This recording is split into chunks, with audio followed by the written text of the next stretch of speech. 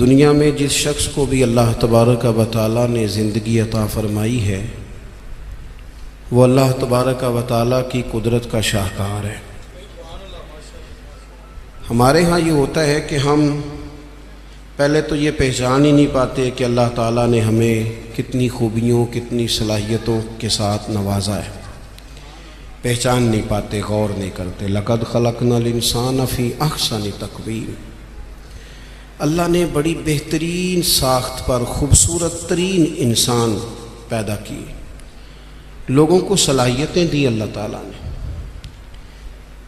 جو آدمی اپنی چالاکی کے ساتھ، تیزی کے ساتھ اور اپنی گفتگو کے فن کے ساتھ کسی بڑے سمجھدار آدمی کو معاذ اللہ دھوکہ دے لیتا ہے اور سیانے لوگوں کو لوگ پریشان کر دیتے ہیں، تو آپ غور فرمائیں، صلاحیت تو اس کے اندر تھی نا، لیکن اس نے غلط جگہ استعمال کی۔ اگر اپنی انہی صلاحیتوں کا وہ صحیح استعمال کرتا تو اللہ تعالیٰ اس سے بہت سارے خیر کے کام لے لیتا۔ پہلے تو ہم پہچانتے نہیں، غور نہیں کرتے۔ وہ جو کہا گیا تھا نا، من عرف نفسہ فقد عرف ربہ، کہ جو اپنے آپ کو پہچان گیا وہی تو اللہ تعالیٰ کو پہچان گیا۔ اپنی صلاحیت پر غور کیا جائے کہ ہم کیا کر سکتے، کون سی خدمت ہے جو اللہ تبارک و تعالیٰ اپنا فضل کرے تو ہم وہ سر انجام دے سکتے ہیں۔ وہ کوئی بھی ہو، ایک بی بی مسجد نبوی شریف میں جھاڑو دیتی تھی، اس کا انتقال ہو گیا، صحابہ نے حضور کی تکلیف کے پیش نظر اطلاع نہ دی کہ محبوب کو تکلیف دینا مناسب نہیں، دفن کر دیا۔ صبح محبوب نے قبر پہ کھڑے ہو کے فرمایا، صفیں بناؤ، میں دوبارہ جنازہ پڑھاؤں گا۔ کوئی کام تو کیا نا زندگی میں، کوئی ڈیوٹی تو کی نا۔ ایک تو ہم اپنی صلاحیت کو دیکھو، کسی نے کہا تھا کہ میں کسی شخص سے بیزار نہیں ہو سکتا کیونکہ ایک ذرہ بھی تو بیکار نہیں ہو سکتا۔ ایک تو اپنے آپ کو بیکار نہ سمجھے۔ ہمارے ہاں لوگ کمزور پڑ جاتے ہیں، میں غریب آدمی ہوں، میں پیچھے رہتا ہوں، میری کون سی فوٹو آتی ہے، میں کون سا چار لوگوں میں پہچانا جاتا ہوں، پیسے میرے پاس۔ یہ کمزوریاں ہیں، یہ خود اعتمادی کو ختم کرتی ہیں۔ اپنی صلاحیت کو پہچانا جائے، غور کیا جائے کہ ہم کیا ڈیوٹی زندگی میں کر سکتے ہیں، اس پر توجہ دی جائے۔ اور پھر جب اپنے آپ کو پہچان لیا جائے کہ بھلا میں، یہ دیکھیں نا، مدارس، مساجد، خانقاہیں، یہ سارے سلسلے، اس میں اگرچہ نام ایک بندے کا لکھا ہوتا ہے کہ فلانے نے بنائی ہے، لیکن اس میں سینکڑوں لوگ شامل ہوتے ہیں۔ یعنی وہ جگہ دینے والا بھی بڑا باکمال آدمی ہوتا ہے، وہاں ڈیوٹی دینے والا بھی بڑا باکمال آدمی ہوتا ہے۔ یہ بڑے باکمال لوگ ہوتے ہیں۔ کہنا پیر صاحب نہیں ہوتا ہے، تعریفیں پیر صاحب کی ہونی ہوتی ہیں۔ اور اب تو اللہ خیر کرے، بعض آستانوں پہ لوگوں نے باقاعدہ بندے رکھے ہوئے ہیں تعریفیں کرانے کے لیے۔ اللہ والوں کو اس کی ضرورت نہیں ہوتی۔ خوشبو کو بھی کبھی بتانا پڑا ہے کہ میں خوشبو بتایا نہیں کرتی، خوشبو تو آیا کرتی ہے۔ تو یہ نام تو قبلہ پیر صاحب کا ہی آئے گا، انہی کا ذکر آئے گا، چلے اچھے لوگ ہیں، آنا بھی چاہیے، لیکن بڑی خدمات ہوتی ہیں ان لوگوں کی جو آستانوں پہ ڈیوٹیاں کرتے ہیں، جو پیر صاحب کے آنے والے مہمانوں کی خدمت کرتے ہیں، جو وہاں رات کو دیکھتے ہیں، جو وہاں ڈیوٹی کرتے ہیں۔ اگر یہ سارے لوگ نہ ملیں تو کام ہوتا نہیں۔ تو ایک تو دیکھیں کہ صلاحیت کیا ہے۔ دوسری بات یہ کہ جب پتہ چل جائے تو پھر وقت کو بیکار ضائع نہ کریں۔ رب کے بندوں میں اور عام بندوں میں فرق کیا ہوتا ہے؟ عام لوگ وقت ضائع کرتے ہیں، رب کے بندے اپنے وقت کو قیمتی بنا کے رب رسول کو راضی کر لیتے ہیں۔ ہمارے اوقات ضائع ہوتے ہیں۔ ڈھیر سارے لوگ ہیں، وہ کہتے ہیں میں بور ہو رہا ہوں، تو میں اکثر کہتا ہوں کہ بور ہونے کے لیے بھی تو ٹائم چاہیے نا۔ ہمیں تو ٹائم ہی نہیں ملتا، بھلا کس وقت بور ہو، ٹائم ہی نہیں ملتا۔ وہ جناب آپ پوچھیں کسی آدمی سے کہ یہاں کیوں کھڑے ہو، کہتے ہیں میں ٹائم پاس کر رہا ہوں، تو میرا کئی دفعہ دل کرتا ہے پوچھنے کو کہ آج آپ نے ایک سپارہ قرآن پاک کا پڑھا ہے؟ محبوب تو پوچھتے تھے نا صحابہ سے صبح کہ آج کسی نے جنازہ پڑھا ہے، مسکین کو کھانا کھلایا ہے، آج فلاں آدمی نے کوئی نیکی کی محبوب سوال کرتے تھے تو ٹائم پاس کر رہا ہوں جی بھی اتنا ٹائم آیا کہاں سے جسے پاس کرنا پڑا. بعض اوقات 1 منٹ ٹھہرنا میں آیا او بھائی 1 منٹ میں 3 دفعہ سورۃ اخلاص پڑھی جا سکتی ہے اور پورا قرآن پاک پڑھنے کا ثواب ہے. آپ نے 1 منٹ کو ایسے سمجھ لیا ہے وقت کا ضیاع. یہ بہت سارے لوگ ہیں جو تبصرے کرتے ہیں, فارغ ہیں کام کوئی نہیں, اس پر بھی تبصرہ اس پر بھی تبصرہ, اس کی بھی بات کرو. بھائی اتنا تو ٹائم ہی نہیں ہے کہ آپ اس کی بات کریں, اتنا کہاں سے وقت آیا. نبی پاک علیہ الصلوۃ والسلام نے فرمایا, یہ سیاستہ میں حدیث موجود ہے, فرمایا جب صبح سورج طلوع ہوتا ہے تو دن جب چڑھتا ہے تو دن اعلان کرتا ہے, وہ دن اعلان کرتا ہے کہ لوگوں میں آج آیا ہوں, آج کے بعد دوبارہ نہیں آؤں گا. اگر جو کام تم نے کرنا ہے وہ آج کر لو, میں آج آیا ہوں, آج کے بعد دوبارہ. آج 10 ستمبر کو جس بندے نے سارا دن قرآن پاک نہیں نہ کھولا, یہ اس سال کا 10 ستمبر اسے دوبارہ نہیں ملے گا زندگی بھر. جس نے آج صبح سے ایک دفعہ بھی, میں اکثر کہتا ہوں نبی پاک علیہ السلام نے سارے دن اور ساری راتیں امت کو یاد کیا اور سارا دن ہی گزر گیا, امت نے ایک بار بھی درود و سلام نہیں پڑھا. سارا دن ہم نے بہت ساری خیر کر سکتے تھے, اچھا مشورہ دے سکتے تھے, کوئی بات سیکھ سکتے تھے, لیکن وقت ضائع کرتے. اپنے اوقات کو مرتب کریں. ہمارے بزرگوں کے ٹائم مرتب تھے, طے تھے. امام بخاری اگر ہماری طرح ہوتے تو قرآن مجید کے بعد ایک صحیح ترین کتاب ہمیں دے پاتے. امام مسلم کا بھی اگر وہی حال ہوتا جو آج ہمارا ہے. ڈھیروں لوگ ہیں جنہوں نے بخاری پڑھی نہیں پوری, مسلم شریف کو پڑھا نہیں, اور انہوں نے کتنی محنت کر کے احادیث پر گفتگو کر کے فرق نکال کے کہ یہ حسن ہے, یہ ضعیف ہے, یہ صحیح ہے, یہ متواتر ہے, انہوں نے ہمارے سامنے رکھی. اعلیٰ حضرت فاضل بریلوی نے 1000 کتاب لکھی ہے. کتنی؟ اور کتاب ایسی نہیں کہ وہ مطلب کانٹ چھانٹ کے کتاب بنا لی ہو, وہ جس سمت آ گئے ہیں سکے بٹھا دیے ہیں. کام ان لوگوں کا مرتب تھا, ان کے وقت میں برکت تھی. حضرت عمر بن عبدالعزیز رحمۃ اللہ علیہ سے ایک دن ان کے خادم سے آپ نے کوئی کام کہا تو کہنے لگا حضور یہ کام کل کر لیں گے. تو آپ فرمانے لگے یہ کام اگر کل کریں گے تو جو کام کل کرنے ہیں وہ کب کریں گے؟ ہمارے ڈھیر سارے لوگ ہیں جنہوں نے ابھی تک طے ہی نہیں کیا. آپ نماز نہیں پڑھتے, کہتے ہیں بس میں حج کا رہا ہوں, شروع کرنی ہے. تو اگر حج پہ نہ جا سکے خدا نخواستہ اللہ معاف کرے تو پھر نماز پڑھنی نہیں ساری عمر. میں وہ بچوں کی شادی کر لوں پھر میں ٹھیک ہی ہوں. تو اگر ایسا وقت آیا ہی نہ, خدا نہ کرے, تو پھر کیا پڑھنی نہیں. میں بہت سارے لوگوں سے کہتا ہوں داڑھی شریف رکھ لو, کہتے میں آج نیک نہیں.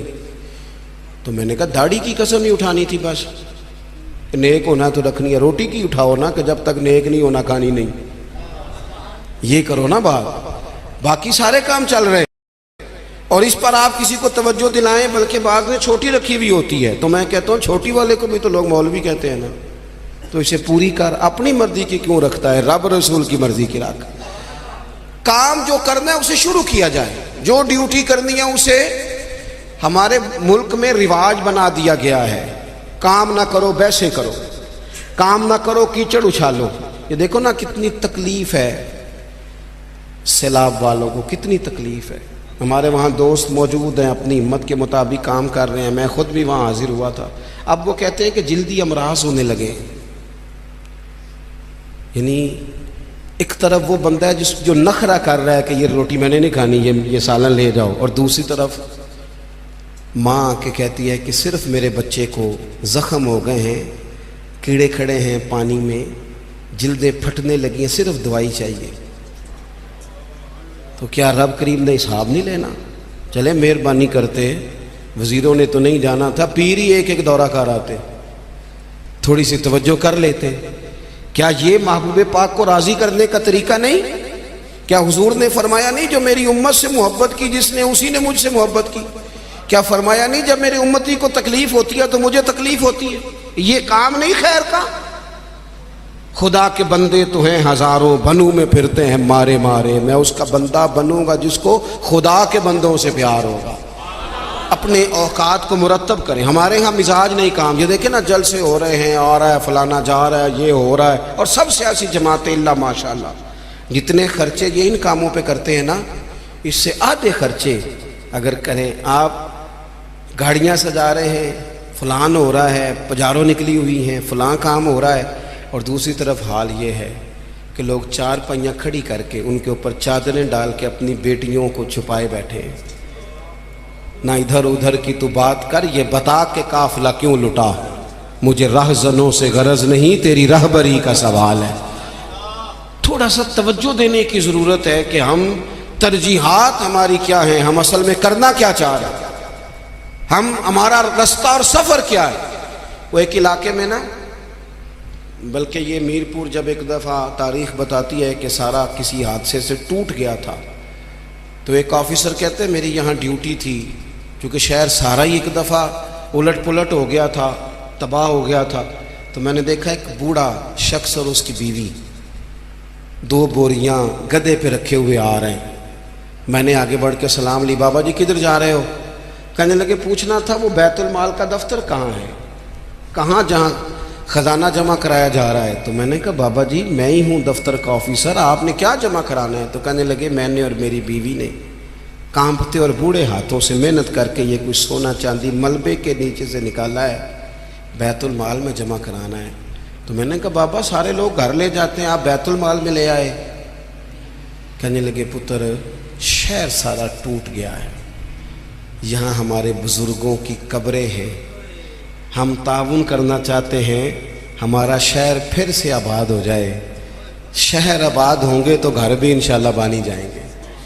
وطن جب رہتے ہیں نا تو پھر سارے کام ہی چلتے رہتے ہیں, لیکن آپ پرواہ ہی نہ کریں, وقت کو ضائع کریں اور فضول ابحاث میں ٹائم ضائع کریں, کوئی معنی نہیں. آپ دیکھیں نا نبی پاک صلی اللہ تعالیٰ علیہ وسلم نے فرمایا وہ بہترین مسلمان ہے جو لا یعنی باتیں چھوڑ دے, بے مقصد باتیں زندگی میں چھوڑ دے, بس با مقصد باوقار پتے کی بات زندگی میں کریں, وقت کو ضائع نہ کریں. اور جن لوگوں نے اپنا وقت مرتب کیا, کام کیا, ڈیوٹی کی زندگی میں, حضرت عمر بن عبدالعزیز کی عمر 39 سال ہوئی ہے, پوری 40 نہیں. کتنی بولیے؟ 39 سال کی عمر میں یہ بندے نے روز قرآن پاک بھی پڑھا, درود پاک بھی پڑھا. اس شخص نے امت کو عدل و انصاف سے بھی بھرا, مساجد بھی بنائی, انہوں نے مدارس بھی قائم کیے, خدمتیں بھی کی. عمر 39 سال پائی, لے سجنا سا توڑ ہی نہیں پائی, جان بھی دیتی تیرا تیرے. ہم نے تو طے ہی نہیں کیا آج تک. یہ بہت سارے نوجوانوں کو میں دیکھتا ہوں سارے دن تصویر پہ گزر جاتا ہے, سارا دن فوٹو آنی چاہیے.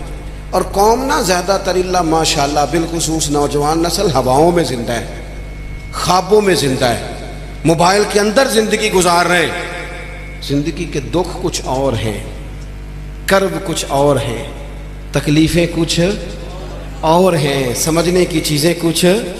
جب دوائی کی ضرورت ہو تو پھر گوشت سے پیٹ نہیں بھرا جاتا, پھر دوائی ہی کھانی پڑتی ہے. ترجیحات اور ہیں, ہمیں اور طرف بڑھنا ہے اپنے آپ. اور جب بندہ مرتب زندگی گزارتا ہے نا, جس مقصد کے لیے رب کریم نے اسے بھیجا, الذی خلق الموت والحیات لیبلوکم ایکم احسن عملا, جب وہ بہترین عمل کرتا ہے تو پھر وہ کافر کا نظریہ ہے کہ مر جائیں گے تو فنا ہو جائیں گے, زندگی میں جو موج کرنی ہے کر لو, یہی ہے سارا کچھ.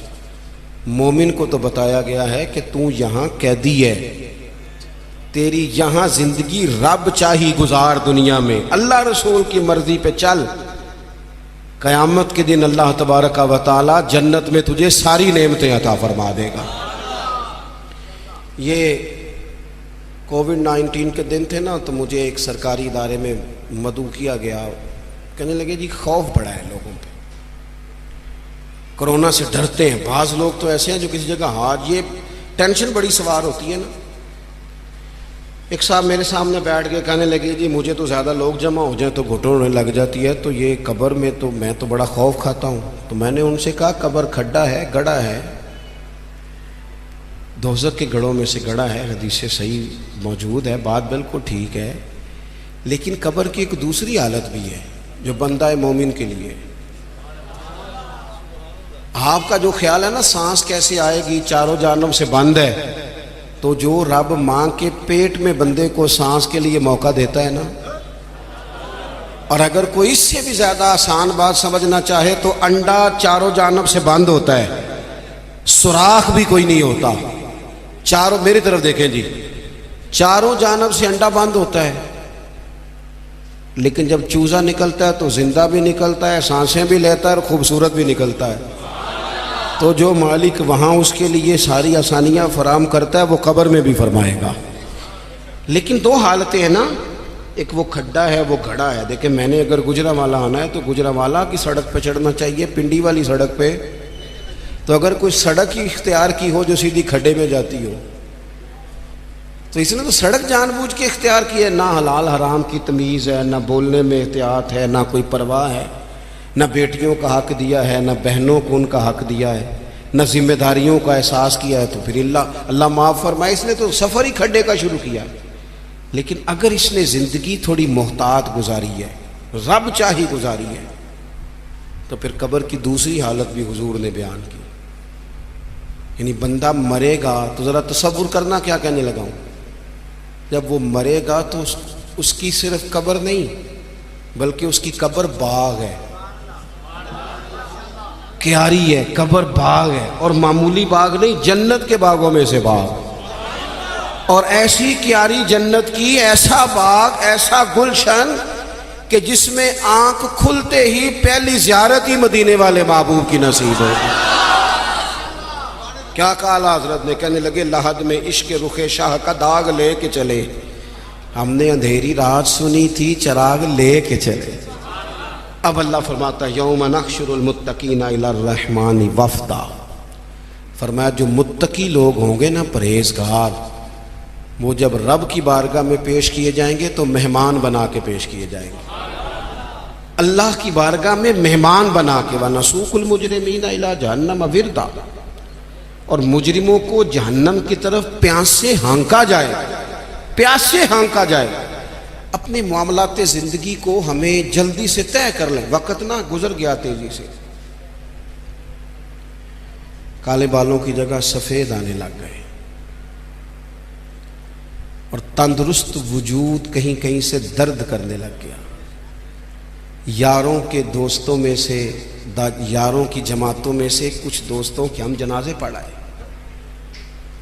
وہ جنہ باجوں ایک پل نہیں سجیندے، پھر وہ شکلیں یاد نہ رہی ہیں۔ داؤد طائی رحمۃ اللہ علیہ سے ہارون رشید نے کہا تھا کہ کوئی نصیحت کر دیں، تو فرمانے لگے آپ کے والد کہاں ہیں؟ کہا قبرستان میں، دادا قبرستان میں، کہا ایک بیٹا بھی تھا قبرستان میں، بھائی قبرستان میں۔ فرمانے لگے تو نے اتنے جنازے پڑھے، ابھی بھی میں تجھے نصیحت کروں؟ تیرا کیا خیال ہے؟ وہ چلے گئے، تو نے نہیں جانا؟ او پئیاں دستیاں قبراں جنہ تے پھول پئے، ادھروں تے کوئی نہیں جی آمدہ، ادھروں ہی لکھاں گئے۔ اپنی زندگی میں تھوڑا چیزوں کو طے کریں۔ بڑی ہو گئی تصویریں، بڑی ہو گئی ویڈیو، اور بڑے ہو گئے چکر، اب بڑا کچھ ہو گیا۔ اب تو بھائی کوئی اگلا کام ہو، توجہ ہے اب دوستوں کے میری بات پر، اب کچھ تھوڑی سی نا تیاری ہو۔ اور آخری بات یہ صوفیاء کرام تھے نا، ان کے مصلے آباد تھے، اللہ اللہ کرتے تھے، ہماری جان نہیں چھوٹتی۔ اب تو ڈاکٹر کہتے ہیں کہ بہت سارے لوگ چونکہ وہ زندگی موبائل پہ گزارتے ہیں تو گہری نیند سو ہی نہیں پاتے، ہر وقت توجہ کہیں اور لگی ہوئی ہوتی ہے، ہر وقت وہ تو سنجیدہ مطلب سو ہی نہیں پاتے، چار چار موبائل رکھے بزنس مین صاحب نے، اللہ کسی کو کوئی بات سنا رہے ہیں، کسی کو کوئی سنا رہے ہیں، یاد ہی نہیں رہتا میں نے سویرے کیا کہا تھا۔ الجھی سی زندگی کب ہوتی ہے؟ جب بندہ مصلی پہ نہیں بیٹھتا، سارا کچھ بند کر کے، جان چھڑا کے، سرے رات بندہ کچھ دیر اللہ اللہ کرے۔ والذین یبیتون لربہم سجدا وقیاما۔ کچھ دکھ بندے کے بڑے ذاتی اور نجی ہوتے ہیں، وہ کسی کو نہیں بتائے جا سکتے، چاہتے ہوئے بھی بندہ نہیں بتا سکتا۔ ہمیں شریعت نے دعا سکھائی ہے، جو کسی سے نہیں کہہ سکتے وہ رب رسول سے کہہ دو، کھول کے کہہ دو، کرم بھی ملے گا، عزت بھی ملے گی۔ تو اپنی زندگی کے معاملات کو ترتیب دیں، بالخصوص مصلی، دعائیں، عبادتیں، اللہ سے جڑے کوئی ڈیوٹی زندگی میں کریں، لیکن خدمت کا مزاج بنائیں۔ یہ جو دوڑ دھوپ ہے نا ہماری بلا وجہ کی، اس سے باہر آئیں۔ اللہ کی بارگاہ میں دعا کرتا ہوں اللہ مرحوم بزرگوں کی بخشش فرمائے اور ہم سب کے حال پہ رحمت کی نظر فرمائے۔ آخر دعویٰ یعنی الحمدللہ رب العالمین۔